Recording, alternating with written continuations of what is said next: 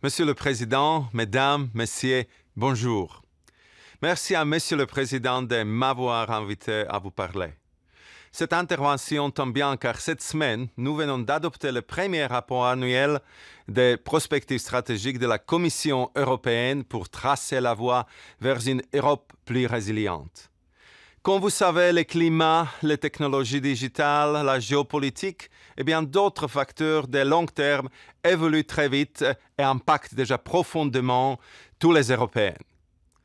Dans ce contexte, nous devons nous assurer que les décisions que nous prenons aujourd'hui construisent un monde dans lequel nos enfants voudront vivre et dans lequel l'Europe gardera une place privilégiée. C'est pour cela que la présidente von der Leyen nous a appelés à mettre la prospective stratégique au cœur de notre travail. La prospective est un appel à l'action. Elle nous aide à mieux comprendre les facteurs à l'origine des transformations dont nous sommes témoins et elle est un outil indispensable pour s'engager fermement dans l'ambitieuse double transition verte et digitale autour de laquelle l'agenda politique européen s'articule. Depuis 7 ans, avec le programme REF 3 et les conseils de mon ami Jeremy Rifkin, vous avez montré la voie. Plus de 1000 projets mobilisant tous les acteurs pertinents. Et tout cela en cohérence avec la Pacte verte européenne. Félicitations. Mais le chemin est long et semé d'embûches.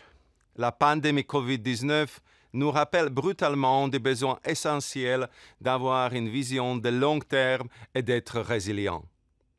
C'est à ce prix seulement que la région Hauts-de-France et l'Union européenne dans son ensemble seront capables d'atteindre leurs objectifs. Notre rapport introduit la résilience comme nouvelle boussole pour la politique européenne. Il montre aussi à quel point la prospective stratégique est importante pour renforcer notre résilience à tous.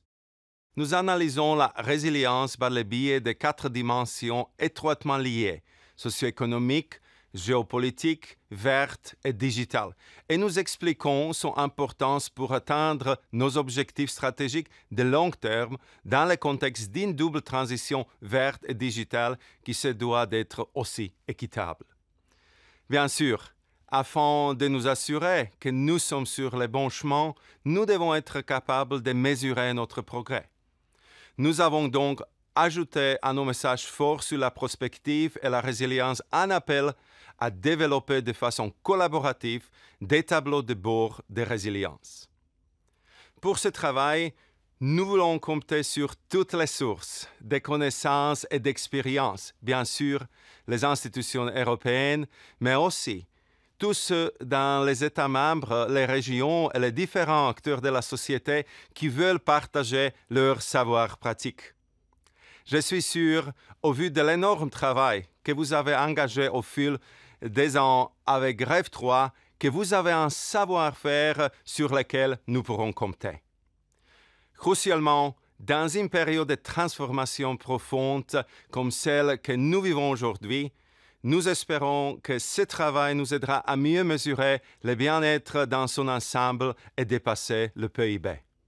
Tout ceci se place dans une perspective pratique et concrète qui correspond bien à vos démarches de décarbonation dans l'industrie lourde, de transition énergétique dans le ferroviaire, le développement d'une filière hydrogène vert.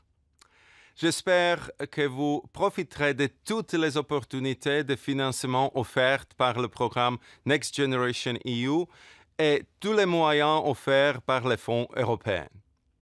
REF 3 est clairement dans la ligne de notre double transition verte et digitale. Je vais vous encourager à continuer votre travail et à montrer l'exemple d'une transition réussie sur la base d'une prospective convaincante. Merci de votre attention.